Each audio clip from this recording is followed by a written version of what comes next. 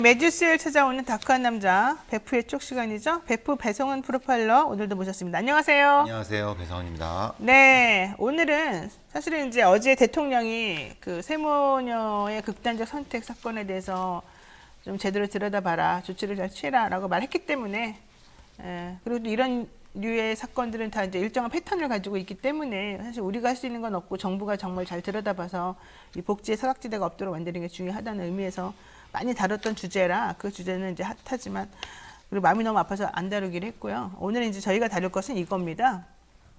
예전에 한번 다뤘던 사건이긴 합니다만은 1심 판결에서 무죄가 나서 안타까웠던 사건인데 그리고 굉장히 의심스러운 정황이 되게 많았던 사건인데 무죄가 선고됐었었는데 2심에서 뒤집혀서 유죄가 선고된 그런 사건이 하나 있었어요. 뭡니까 그게 도대체? 네, 뭐 우리나라에서 장기미제 사건은 그래도 몇 개 있지만 제주도에서 발생한 장기미제 사건 중에 이승용 변호사 사건인데 1999년에 발생한 사건이고요. 네. 당시에도 상당히 의문이 많았던 사건이고 왜냐하면 검사를 하다가 변호사를 개업한 어떤 변호사가 노상에서 잔인하게 살해됐는데 단서 하나 못 찾고 사실은 이제 종결됐어요. 그러니까 사실 그럴 수가 있느냐?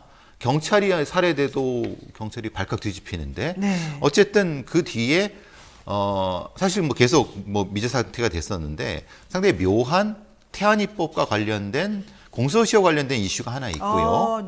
그리고 그것이 알고 싶다라고 하는 탐사보도 프로그램에 본인이 범인과 관련돼 있다는 사람이라고 해서 스스로 나와서 어떤 뭐 방송에 나와서 했던 이슈. 그래서 결국 두 가지 때문에 다시 수사가 재개돼서 재판이 됐고 1심은 무죄, 2심은 유죄 이렇게 된 사건입니다. 그러니까 사실 1999년도에 변호사라고 하면은 지금보다 한 20몇 년 전에 변호사로서 위상이 매우 높고 그 당시에는 특히 검사 출신 변호사였기 때문에 상당히 이런 사람도 이렇게 길거리에서 남으로부터 죽임을 당하나 이런 생각이 들 정도로 좀 아주 잔인하게 놀랐던 사건이었습니다. 근데 그때 당시에 특히 말씀하신 것처럼 범행 수법이 굉장히 잔인하고 왜 죽였을까 이런 생각이 드는 사건이어서 좀 파헤쳐 보고 싶었는데 이상하게 이게 제대로 밝혀지지가 않았던 거예요. 용의자도 못 찾았어요. 네, 용의자도 못 찾고 너무 그럴 일은 없잖아요. 그러니까요. 그래서 이상하다 이제 그러고 있었는데 이게 그래서 장기 미제로 끝나면서 결국 공소시효가 다 돼서 15년이잖아요. 공소시효가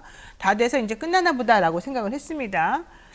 그랬는데 어느 날 갑자기 이 공소시효가 끝나고 나서 바로 얼마 안 돼서 이 살인을 했다는 바로 그 사람이 조직폭력배였던 거죠. 내가 죽였어. 누구의 사주를 받고 이렇게 지금 방송에 나와서 떠든 거예요. 그렇죠. 아니 그래서 우리가 왜 떠들었냐라고 물어봤더니 그때 당시에는 뭐 내가 그렇게 한 건 미안하지만 나는 이미 공소시효가 다 완성이 돼서 지금은 너네들이 날 기소할 수 없지 않니? 그러니까 내가 진실을 밝혀주는 거야 라고 말한 거죠. 그런데 알고 봤더니 공소시효가 안 지났던 거예요. 왜? 태안이법 때문에. 태안이법 때문에 어떻게 해서요? 왜냐하면 이 사건이 1999년 12월에 발생했는데요. 태안이법은 2014년 7월 그러니까 1999년 7월 이후에 발생한 사건은 공소시효가 변경되게 돼 있는. 그러니까 그 몇 달 사이에 두고 문제가 완전히 국면이 달라지는데 본인이 착각했던 건 뭐냐면 외국에 나갔던 것이 공소시효가 정지된다는 거를 까맣게 몰랐고 또 하나 그것이 태안이법과 연결된다는 것을 몰랐던 거죠. 그러니까 이렇게 됐습니다. 원래 살인죄 공소시효는 15년입니다. 그래서 15년만 잘 숨어 있으면 된다. 이게 이제 범죄자들 사이에 알려진 내용이었는데 이 사람의 범행은 1999년 12월에 발생이 됐습니다. 그러니까 이 사람이 계산한 바에 따르면 2014년 12월만 지나면 그냥 공소시효가 끝나니까 본인은 죄를 자백해도 문제가 없는 거예요. 그러니까 이 사람 계산을 그렇게 한 거예요. 그리고 난 다음에 2014년 12월 지나서 그것이 알고 싶다였나요? 거기에 방송 나와서 내가 죽였어라고 고백을 하는 거예요. 그러면서 어머 왜 고백을 해요? 그랬더니 공소시효 지났잖아 이렇게 행복하게 말했어요 본인은. 그런데 알고 봤더니 바로 그 전에 바로 몇 달 그 전에 2014년 7월 달에 서영교 의원님이 만들었던 태완이법이라는 게 있습니다. 태완이법은 살인죄에 대한 공소시효를 없애자라는 얘기였는데 뭐 마냥 다 없애는 건 아니고 이 법이 발의될 당시에 아직 공소시효가 완성되지 않은 사건에 대해서는 공소시효를 없는 것으로 만들자라는 게 포인트였어요. 근데 그러니까 이 사람이 그러는 거예요. 봐라, 나 1999년 12월 달에 이 사건이 발생했고 나 사실은 이제 이 정도 되면 다 시효 완성된 거 아니야? 라고 말했더니 아니야, 당신은 그 전에 외국에 1년 동안 숨어 사느라고 외국 나갔다 왔잖아. 우리는 범죄 도피하기 위해 목적으로 외국 나가서 있었던 경우에는 기소를 중지시켜. 그래서 그동안에는 공소시효가 진행되지 않은 걸로 보고 새롭게 다시 기산을 다시 해. 그러니까 너는 아직 안 지난 거야 라고 해가지고 걸렸다는 그렇죠. 거예요. 그러면서 황당한 사건이라 본인은 황당하게 생각했겠지만은 네. 이런 건들이 종종 있습니다. 생각보다 많대요. 예, 예전에 주진우 사건도 똑같은 형태고요. 어떤 거요? 주진우라고. 네, 그건 뭐예요? 우리나라에 주진우가 3명 있죠. 기자 주진우, 검사 주진우, 그리고 양궁 선수, 그러니까 살인범 주진우. 아, 살인범 양궁 선수? 주진우가 네네. 본인의 그 똑같이 공소시효를 착각해서 잡혀서 지금 유죄를 받고 있는 교도소에 있는 사건입니다. 아. 그러니까 그 주진우 사건이 바로 똑같습니다. 이 네. 사건처럼 본인이 착각해서 왜 착각했냐? 본인이 일본을 밀항을 했거든요. 그 밀항한 기간을 생각 못한 거예요. 그래요. 예, 예. 그러니까 여러분들이 착각하기 쉬운 게 해외를 도피할 때 국내에서 도피하고 있는 건 상관이 없어요. 해외를 도피할 때 범죄자가 형사처벌을 면할 목적으로 해외에 도피하면은 이건 옛날에 만들어진 그런 규정이에요. 그렇죠. 이제 우리가 외국까지 이 수사력을 뻗칠 수 없기 때문에 어쩔 수 없이 만드는 건데 어쨌든 그렇게 범죄자가 처벌을 면할 목적으로 외국에 가면 그 기간 동안은 중지된 걸로. 그래서 이런 공소시효 할 때 항상 1년, 2년 정도가 문제가 생겨요. 자, 그런데 여기에 대해서 실질적으로 이 사람들은 우리 외국 갔는데 왜 이거를 뭐 여기다 집어넣습니까? 많으니까 이런 얘기도 사실 많이 남아 있었긴 했었어요. 그렇죠. 예. 근데 이제 지금 이 법원의 1심, 2심 모두 공소시효를 정지. 그러니까 결국 공소시효는 이슈가 되지 않는 걸로 정지가 됐고 무죄일 때도 마찬가지, 유죄도 마찬가지로 공소시효는 적용이 된다라고 판결이 된 거죠. 그렇지. 왜냐하면 아까 말씀드린 것처럼 1999년 12월에 이게 지금 하려면 2014년 12월까지는 어쨌든 버텨야 되는데 법 자체가 2014년 7월에 만들어졌으니까 그렇죠. 그리고 이제 원래 형사처벌은 소급하면 안 되긴 안 되지만 이건 좀 특수한 상황이어서 법을 그렇게 만들었단 말이죠. 그러니까 법에 의하면 이 사람은 공소시효가 지나지 않은 거가 되는 거죠. 아, 이 공소시효가 사실은 생각보다 강력하더라고요. 그렇죠. 예. 그다음에 자. 이 사건은 그 뭐 공소시효 말고도 그 당사자가 다 죽었습니다. 그러니까 실제로 찔렀다고 하는 네. 찔렀다고. 지금 이 처벌을 받은 사람은 두 가지 경우가 있는데 교사를 했느냐 공동정범이냐의 그렇죠. 논란이 있습니다. 왜냐하면 교사라고 하는 건 시킨 거지만 공동정범은 같이 뭘 해갖고 정범이죠, 정범. 그렇죠. 그런 형태. 그러니까 자기가 범인인 거죠. 요 이슈가 있는데 그것도 이제 본인의 진술에 따라서 이것은 본인이 앞에서 지켜보지 않고는 사실은 그 현장이 불가능하다. 왜냐하면 현장에 묘사가 그러니까 어떻게 찔렀는가, 네. 어떻게 당시 조명이 어땠는가, 이거는 본인이 아니고서는 할 수가 없다. 이거는 법정에서도 다 인정된 바입니다. 그러니까 보세요. 자, 우선 1심에서 무죄가 나왔다고 그랬잖아요.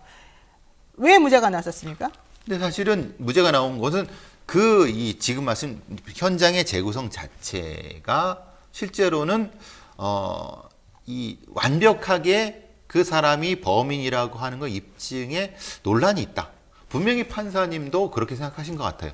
이 사람이 분명히 관련은 있는데 약간의 그 진술이 계속 바뀌거든요. 그렇죠. 바뀌고 그리고 현장에서의 뭐 몸에 남은 상처 같은 것들이 약간씩 안 맞아 갖고 요것은 본인 판사님도 이제 끝날 때쯤에 그러시는 거예요. 고개 갸웃거리면서 이게 법률적으로 무죄인데 근데 내가 생각하기에 분명히 당신 범인이야 이러고 끝낸 거거든요. 그렇군요. 예. 근데 2심의 판사님들은 적극적으로 적용했다. 그러니까 1심에서는 이 사람이 주장을 계속한 것 중에 하나가 본인이 직접 범행한 게 아니라 두목의 지시를 받아서, 그러니까 조직폭력배였으니까 두목의 지시를 받아서 내가 한 거다 얘기를 해서 이런 일을 벌이게 한 거다 이런 주장이었습니다. 그렇죠. 그런데 그 말이 신빙성이 없었다는 게 결과적으로 이제 재판부의 판단이었어요. 왜냐하면 본인이 뭐 리플리 증후군이다 아니면 자기는 거짓말 잘하는 증후군이 거짓말 있다고 그랬어요. 장이다 뭐 여러 가지를 하면서 굉장히 혼란스럽게 했어요.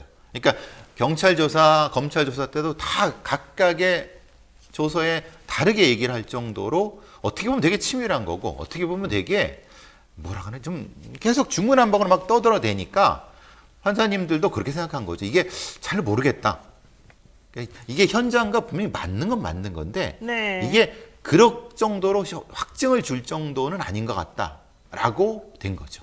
그렇습니다. 말이 자꾸 왔다 갔다 하고 다른 증거가 별게 없었기 때문에 일관적인 말이 중요했는데 그 일관적인 말이 일관적이지가 않으니까 그렇죠. 그걸 인정하기가 어려웠던 거죠. 그러면 그런 상황인데 왜 2심에서 갑자기 결과가 유죄로 뒤바뀌게 됐습니까? 왜냐하면은 그건 진술보다 몸에 남은 현장 증거에 더 중점을 둔 거죠. 특히 이제 이 목 쪽에 나타났던 0.6cm의 깊이가 별로 없는 상처에 주목을 많이 하신 것 같아요. 좌측 경부, 예예 여기 경부라고 목이 두개 저고 하방, 예예 3cm 부위, 이쪽을 이쪽을 그렇죠. 이게 있으려고 하면 어떻게 돼야 되느냐라고 예. 하면은 예. 예를 들어 무릎을 꿇려놓고 여기를 누르고 있어야지 이건 가능하다. 어떤 형태로든. 그러니까 피해자를 무릎 꿇리고 그렇죠. 피해자의 목 여기 부분을 가해자가 대고, 손으로 계속 눌러야지만 아니, 이런 상처가 흉기로, 나요? 흉기로. 어. 여러 가지 시뮬레이션이라든가 아니면 혈흔 같은 걸 분석해 봤을 때 그것은 거의 팩트인 것 같다. 네, 네. 그러면 그 다음에 그 이 상처와 다음 2, 3, 4, 5, 6 상처가 어떻게 연결됐는가를 재구성한 걸 봤을 때 그 다음에 이것을 회피하는 목적으로 뭔가 몸싸움이 일어난 상태에서 두 번째의 상처가 바로 심장을 찔렀기 때문에 그렇다고 하면 이것은 상해치사도 아니고 다른 형태의 그 현장에 나올 수가 없다. 그렇죠. 또한 다른 상태에서 이렇게 찌를 정도면은 미필적 고의한 살인, 즉 그 정도의 흉기로 찔렀다고 했을 때 이것을 그냥 우발적으로 것이 성립이 안 된다라는 것을 종합적으로 판단해 봤을 때는 이것은 미필적 고의한 살인, 그러니까 흉기를 휘둘러고 일단 살인은 맞다. 이게 이제 지금 이 2심의 판단이 달라진 겁니다. 앞에 있는 본인이 뭐 이것을 A라고 진술했던 B라고 진술했던 그것은 분명히 의미가 없다. 왜냐하면 분명히 이 사람은 여기에 있었던 것이 확실하니까. 그 다음에 있었다고 하면은 이 상처는 누가 냈느냐? A든 B든 낸 게 맞다. 그럼 결국은 책임을 져야 되는 것이 아니냐라고 판단하신 거죠. 그래요. 어쨌든 단서가 1심에서도 있었어요. 네, 똑같습니다. 2심에서도 그 단서 그대로 네, 있었어요. 똑같이 있었죠. 근데 1심은 무죄였고 2심은 유죄라는 거. 그렇죠. 그러니까 사람들이 아니 왜 똑같은 거 아무것도 바뀐 게 없는데 왜 갑자기 판단이 달라져? 이제 요게 사실은 좀 궁금했었던 부분이고 그렇죠. 또 본인들이 헷갈린 거는 공소시효 기간이 완성됐다고 생각했는데 아니었다는 게 그런 게 좀 문제였던 거죠. 자, 왜 이런 증거가 아까 말씀드린 것처럼 있는데도 불구하고 1심에서 무죄가 나왔느냐. 왜냐하면 그것도 좀 1심 이상하잖아요. 판사님께서는 그 진술의 신빙성 자체를 문제 삼으신 그러니까 거고 포인트를 좀 달리 본 거죠. 예. 2심 판사님들은 어쨌든 그것은 분명히 인정된다. 다만 네, 네. 근데 경찰 기록엔 있고 이건 없는 것을 본인이 얘기한 걸 봤을 때는 분명히 현장에 그 사람이 혹은 있었던 건 확실하다. 그렇죠. 그러면 있었다고 봤을 때는 책임이 있는 거고 그 책임에서 이 사람이 죽은 건 맞으니까 둘살의 연관은 직접적인 것은 아니라 간접적이라도 분명히 인정될 수 있다라고 네. 하는 거죠. 그래서 이제 또 논란이 되는 건 이겁니다. 그렇다면 이제 어차피 지금 나온 건 항소심이니까 그렇죠. 대법원까지 갈 거 아니겠습니까? 그렇죠. 그러면은 상고심에서 뒤집어질 가능성도 있습니까? 저는 그래서 그게 이 논란이 됐다는 거예요. 왜냐하면 또 이게 1심과 2심의 증거가 달라진 건 없거든요. 그렇죠. 그러면 2심의 판단에서는 현장 증거, 상흔에 대한 판단이 재구성인데 그럼 3심에서는 이건 직접적인 증거가 아니기 때문에 그렇죠. 다시 뒤집어질 수도 있는 거죠. 다만 그 사람이 책임 있는 건 맞는 거라고 하는 거죠. 네. 근데 그 책임이 찌른 책임은 아닐 수 있다는 거예요. 어허. 그렇다고 하면은 이걸 어떻게 판단할 것이냐 법률적으로 그건 변호사님이 판단하셔야죠. 제가요? 예. 왜냐하면 저는 지금 범죄학자로서는 설명을 드릴 수 있는데 그것에 대한 책임의 문제는 또 법률가 분들이 판단하셔야 될 것 같다는 생각이 듭니다. 그러니까 그래서 이거를 상해치사와 미필적 고의 두 가지 나눠가지고 판단을 하는 걸 제가 봤어요. 그러니까요. 어쨌든 보겠습니다. 우리 아직 제가 보기엔 상고 당연히 할 것 같고요. 그때 어떤 결과가 나올지 보고 오늘 여기까지 정리하겠습니다. 참 살인 그 자체도 아주 안 좋은 건데 공소시효 때문에 이렇게 됐다는 것도 참 아이러니합니다. 네, 오늘 배프학원 여기까지 정리하겠습니다. 수장님 고맙습니다. 감사합니다. 네, 노영의 뉴스인사이다 여러분하고 함께 하고 계시고요. 오늘 배프의 촉까지 전부 다 정리를 해봤습니다. 뭐 이런 일이 있으면 안 되겠지만은 뭐라 그래야 되나요? 참 꼼수 부리다가 망한 케이스라고 할까요? 예, 오늘 그런 걸 확실히 봤는데 참 씁쓸하기만 합니다. 저희는요 오늘까지 여기까지 하고요. 내일은 신장식 김필성 변호사와 함께하는 이슈 삼합 있습니다. 내일 7시 30분에 다시 뵙겠습니다. 고맙습니다.